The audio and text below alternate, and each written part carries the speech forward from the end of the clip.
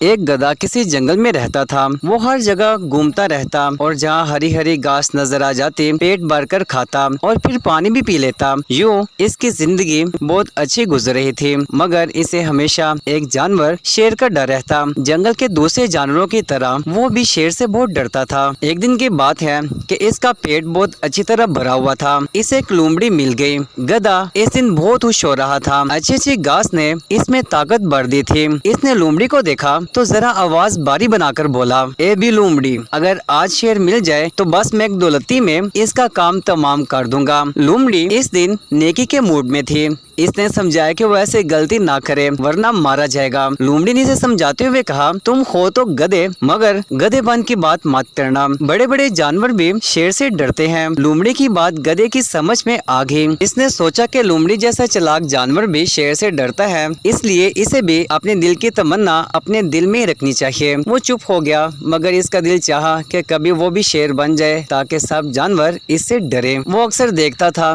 کہ جب شیر تالاب پر پانی پینے آتا تو سب جانور وہاں سے بھاگ جاتے اور شیر اکیلا مزے لے کر پانی پیتا۔ اس کے برعکس گدھا جب تالاب پر پانی پینے جاتا تو اسے بڑی مشکل سے پانی پینے کو ملتا۔ ایک بار تو ایک بالو نے اسے اتنے زور سے دھکا دیا کہ وہ تالاب میں گر گیا اور پھر بڑی مشکل سے باہر نکلا۔ گدھا بیچارہ ہمیشہ کی طرح گھومنے پھرنے میں لگ گیا۔ ایک روز وہ گھنے جنگل سے گزر رہا تھا۔ اس نے دیکھا کہ شیر کی کھال زمین پر پڑی ہے۔ پہلی نظر میں تو گدھا خوف زدہ ہو گیا، مگر جب اس نے غور کیا تو پتا چلا کہ وہ اصلی شیر نہیں بلکہ شیر کی صرف کھال ہی ہے۔ گدھے کی مراد بھر آئی، آس پاس کوئی نہ تھا۔ اس نے جھٹ پٹ کھال پہن لی۔ کھال پہن کر اس نے تالاب کا رخ کیا۔ اس کا مقصد تھا کہ پانی میں اپنا عکس دیکھے۔ ابھی وہ تالاب سے تھوڑا دور تھا کہ جانور بھاگنے لگے۔ گدھا خود بھی چوکنا ہو گیا اور ایک طرف کو دوڑا۔ وہ سمجھا تھا کہ شاید شیر آ گیا۔ اسے حیرت ہوئی کہ جس طرف بھی وہ جاتا جانور وہاں سے بھاگ کھڑے ہوتے۔ اب اس کو سمجھ میں آیا کہ سارے جانور تو اسے شیر سمجھ رہے ہیں۔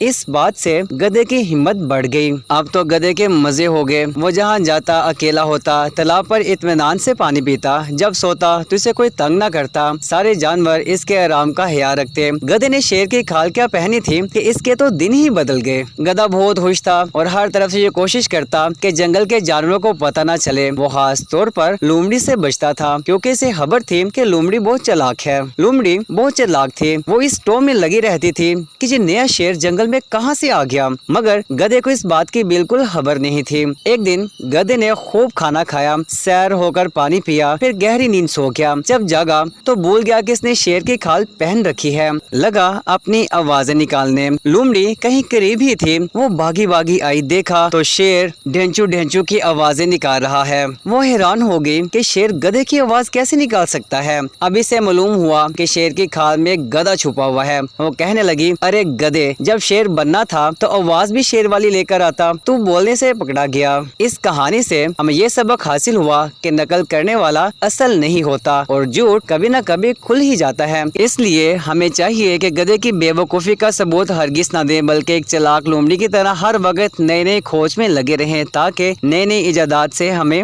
ہمارے ذہن میں کشادگی آئے۔ اگر ہماری ویڈیو پسند آئی ہو تو لائک، شیئر اور سبسکرائب کر دیں تاکہ اس طرح دلچسپ ویڈیوز آپ تک بآسانی پہنچ سکے۔ شکریہ۔